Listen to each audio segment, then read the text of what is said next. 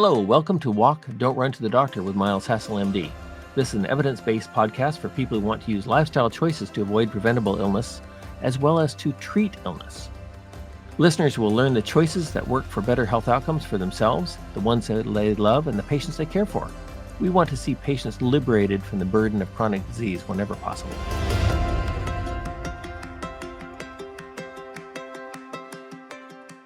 Hello, I'm Miles Hassell MD. You're listening to Walk, Don't Run to the Doctor, where we talk about how you can take better care of yourself and be simply less dependent on the healthcare profession. That's not to say that people like my colleagues and I aren't useful sometimes, but we argue that maybe we're overused.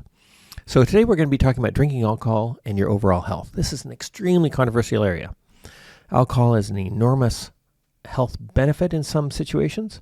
It's an enormous social poison and personal poison in other areas. So we completely acknowledge the emotional aspects to this discussion. But we plead with you to look at the facts that we have available and make your decision based on facts and reasoning, and let's try to keep the emotion out of it as best we can. We also recognize that there's lots of people who will just disagree with what I'm saying, and so that's, once again, as we're talking over the facts and reasoning, allow the facts and reasoning to take precedence, not people's opinions. And as you hear this and want to get back to us, then if you go to our website, greatmed.org, you can text us, you can send us an email, you can send us a written letter. We do love written letters on paper. And so whatever you do, we'll read it and appreciate your input and probably get back to you. And the issue of alcohol is both one of health and also one of enjoyment. A lot of people, it adds a lot to their enjoyment of life to drink some alcohol. And I'm not talking about drinking to excess. Under no conditions should you take anything I say in terms of the health benefits of alcohol to suggest that we're promoting drinking to excess, drinking to loss of control, drinking more than a couple of drinks in a day. And one of the philosophers said that good living is an act of intelligence in which we choose things which have an agreeable taste rather than those which do not. And whenever we're thinking about lifestyle medicine, we're not talking about punishing you. We're talking about making life better. And that includes good food, enjoyable exercise, enjoyable ways of keeping your body weight under control, and including enjoyable things in your diet, which might include a glass of wine. In background, of course, as I've already alluded to, there are vast differences in views on how you interpret the available data for alcohol consumption. From those that say no amount of alcohol is safe, to those who suggest that regular small amounts of alcohol improve long-term health, in particular all-cause mortality. And so when you see this range of opinions, you say they can't all be right. Here's somebody like me saying that small amounts of alcohol are good for you, and some people like the WHO statement on health that say no amount of alcohol is safe. Well, we both can't be right. And so when we look at the WHO, the World Health Organization concerns, they include they identify it as being a toxin, it's psychoactive, it's dependence producing, that has potential as a carcinogen, and that any amount is a problem. Well, all of the things that they're saying are correct in terms of psychoactive, toxic, dependence producing, potential carcinogen in the wrong quantities in the wrong context. But to say that it's a risk from the first drop, we would argue is an abuse of the available data. And so just staying on the subject of alcohol as a toxin, pretty much everything in the world is a toxin. Too much alcohol is a problem, but so is too much oxygen, too much water. So whenever you're looking at any aspect of lifestyle medicine, a little bit is often not enough. A little bit more is just right. A bit more than that is too much. And so you can look at exercise, for example. Being sedentary is not good for you. Having some exercise every day is very good for you. Being a habitual, high-level endurance athlete actually probably is harmful in terms of things that we can measure like inflammatory loads or coronary artery calcification, joint breakdown, that kind of stuff. So alcohol is just the same as everything else. So when we look at the dangerous effects, it has effects on the individual like liver disease, cardiomyopathy, central nervous system disease like brain health, It messes up your hormones, high blood pressure, trauma, death. These are all the consequences of too much alcohol. What about the effects on family and society? Trauma, divorce, child abuse, bankruptcy, misery. We don't want to underrate the potential harm. And if you're somebody who just shouldn't drink alcohol at all because of problems with your family or your own choices, then remember that most of the compounds that we think are beneficial in alcohol are also present in tea and coffee and extra virgin olive oil and cocoa and fermented foods like kefir that have small amounts of alcohol in them, but not enough to cause any central nervous system disruption. Why do some of us think that low to moderate alcohol is good for us, in contrast to the WHO view, which says that any amount is a harm? And it really is based on two groups of studies. Those of us that think that alcohol is in moderation is good for you, first of all, is based on historical precedent. So this is something that has been used throughout the history of humankind.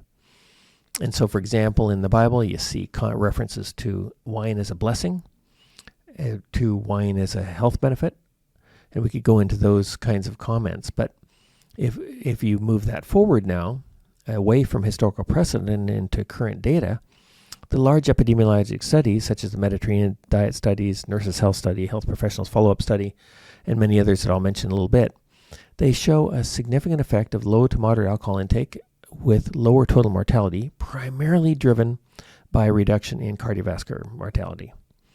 It also reduces type 2 diabetes. There is some evidence for reducing some infectious disease and dementia. But the big ones are cardiovascular disease and type 2 diabetes. And incidentally, the references for my comments are in the show notes. And so, going back to this vast difference of opinion, I'm saying, hey, this data shows benefit, and then the WHO, the World Health Organization, are saying, no, this data show harm. And so we can sort of think about the way data on alcohol is collected for a moment. One is, it's actually hard to get accurate data on alcohol consumption. You're usually requiring self-reported comments from the patients, and that introduces uncertainty over the accuracy of the data. There's disagreements over adjusting for various social variables and the reasons for people who drink alcohol. So is alcohol use, moderate alcohol use, actually tied to healthy lifestyle factors or choices? And that is why it's beneficial rather than the alcohol itself, but simply because it's part of a package of healthy lifestyle. That's a possibility. And is it possible that alcohol only has benefit in that context? And that would be my position, that alcohol appears to have its greatest benefit in the context of a healthy lifestyle. But in that context, it is an independent risk benefit. In other words, it independent of exercise, body weight, and diet quality, improves your risk of dying within the context of the study. And so that leads to, you'll notice how I keep referring to total mortality. And that means what I'm measuring in terms of my recommendations for low to moderate alcohol intake is based primarily on studies that have shown a lower total mortality in people who drink alcohol. And once again, that's primarily through heart disease and type 2 diabetes. Another difference of opinion is based on how you statistically analyze data.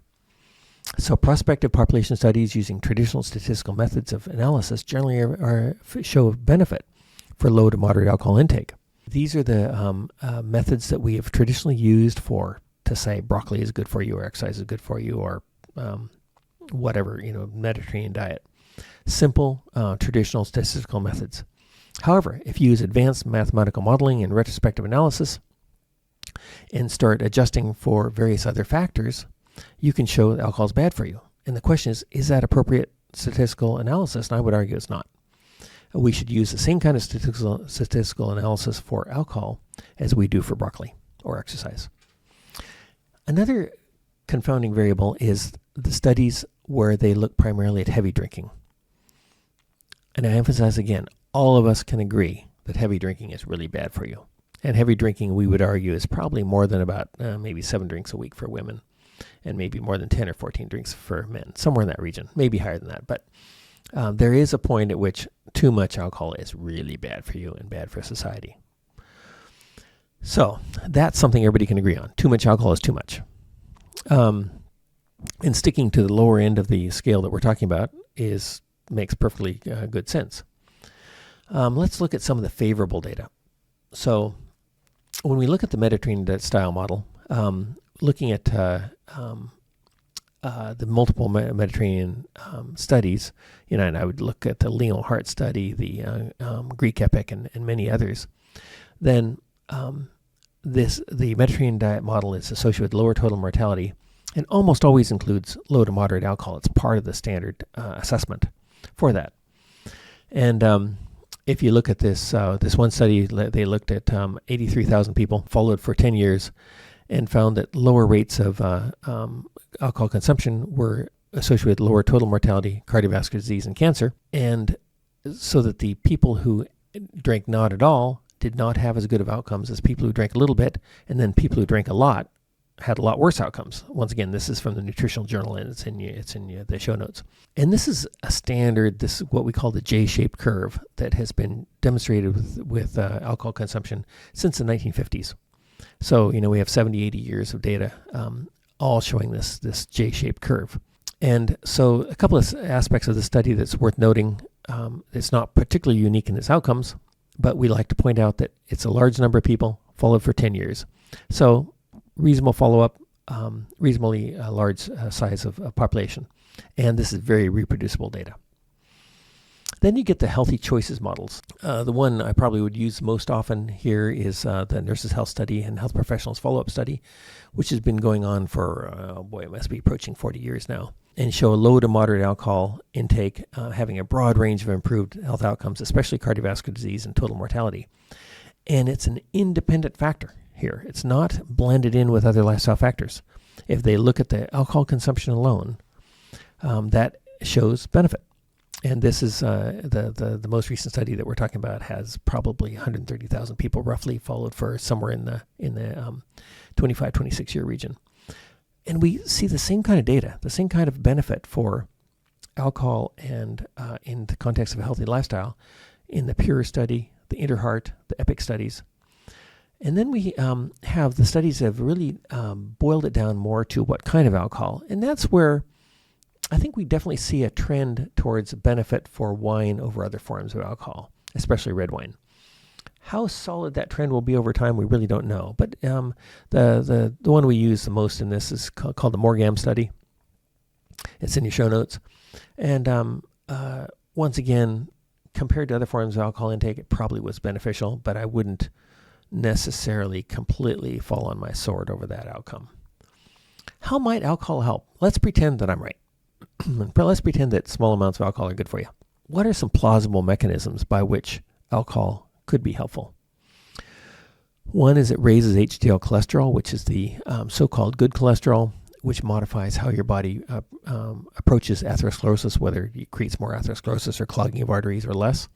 Platelet aggregation, which is the abnormal, it controls how well your body creates clots, because obviously your body is supposed to create clots sometimes, but a lot of heart disease and stroke is because your body has created a clot at the wrong time. And so alcohol reduces platelet aggregation in a healthy way, sort of akin to, but safer than aspirin. You can sort of think of it in that same model. It increases fibrinolysis, which is the ability of the body to break down a clot when appropriate. This has favorable impacts on the nitric oxide system, which is important for example, for vasodilation, and plaque stabilization, where blockages in the artery stay stable instead of breaking off and causing more problems. In small amounts, it seems to improve sleep, despite its reputation for damaging sleep. In small amounts, it seems to improve sleep, at least in diabetic patients, and improve metabolic risk factors. There is some data that seems to show that alcohol improves arteriogenesis. So the ability of the body to build new arteries when an artery is clogged, build new arteries into a section.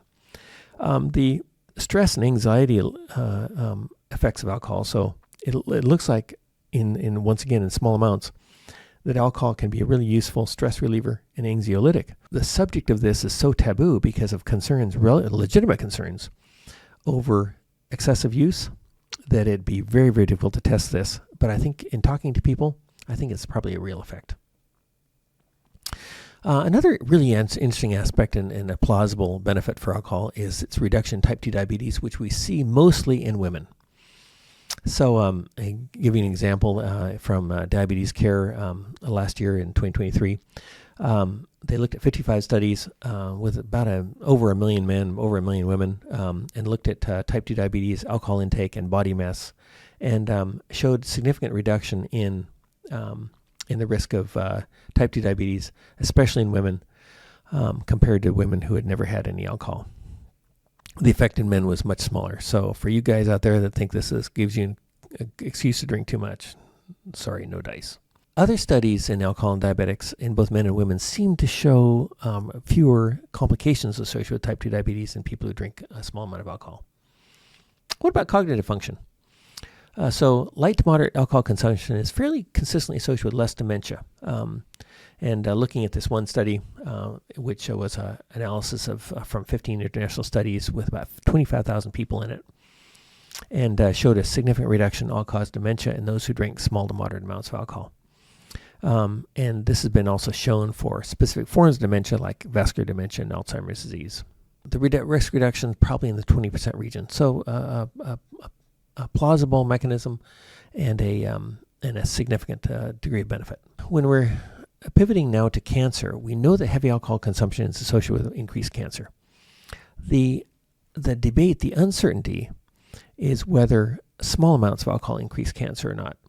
And the data are actually quite scattered. And if there's a risk, it's very, very low. And way overshadowed by the benefit for heart disease, stroke, and type 2 diabetes. But if you drill down a little bit more and look at those small amounts of alcohol intake in the context of a healthy lifestyle, and once again I refer to the Nurses' Health Study, but also the other studies such as PURE and InterHeart, you also show a reduction in cancer rates in those populations that drink alcohol and have a healthy lifestyle, and that the alcohol is an independently statistically demonstrated benefit. So we are arguing that if you separate out the data for a healthy lifestyle, including small amounts of alcohol, you also see a benefit for cancer. One large study of breast cancer survivors, so the cancer that most of us are concerned about the most with respect to alcohol is breast cancer.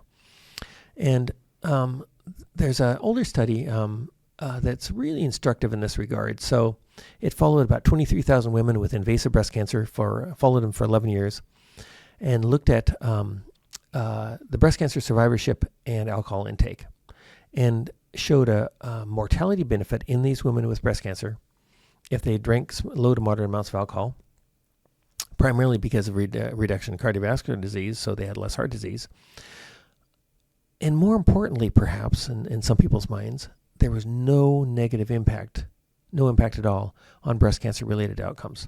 So the women with breast cancer who drank a small amount had less heart disease and no increase in their risk of breast cancer-related outcomes. So overall net benefit, and it's in a large study, appropriate study, 11 years, and once again those are in our show notes. So, in summary, the alcohol picture is very fuzzy with dramatically opposing views, all based on data. And so our view of the literature is that small amounts of alcohol, including for the cancer survivor in the context of a whole food diet, is healthy. And of course, when we say whole food diet, we probably should also say whole food diet and regular exercise, fitness. And we recommend that when you see these opposing views, review the data, look at those that use prospective population studies, which report total mortality. In fact, I would argue that if an alcohol paper doesn't report total mortality, you probably shouldn't use it at all, because otherwise we can get confused by chopping statistics to the extent that they no longer really are valid in the real world. And so if we only look at individual disease outcomes, we tend to see that happen, and we lose sight of the overall forest because we're only looking at one tree. Overall, I would say the data suggests up to about 7 a week for women and maybe a little bit more than that for men is a safe level, and based on evidence from total mortality, cardiovascular disease, type 2 diabetes, and cognitive function. And there might be some additional benefits. Wine, especially red wine, probably is the preferred form. It makes a ton of sense to drink nothing at all for a day or two per week in terms of how your metabolism works, liver metabolism in particular. And we need to remember that some people shouldn't drink at all. If you can't control it, you shouldn't do it. And so for those people, we would suggest home fermented foods like kombucha and kefir, which have tiny amounts of ethanol in them, enough probably to be beneficial, are probably a much better choice. So thank you. My practice is internal medicine in Portland, Oregon. The website is greatmed.org. The book is Good Food, Great Medicine, which is in its 4th edition and was co-written by my sister. And thank you for listening, and feel free to contact us.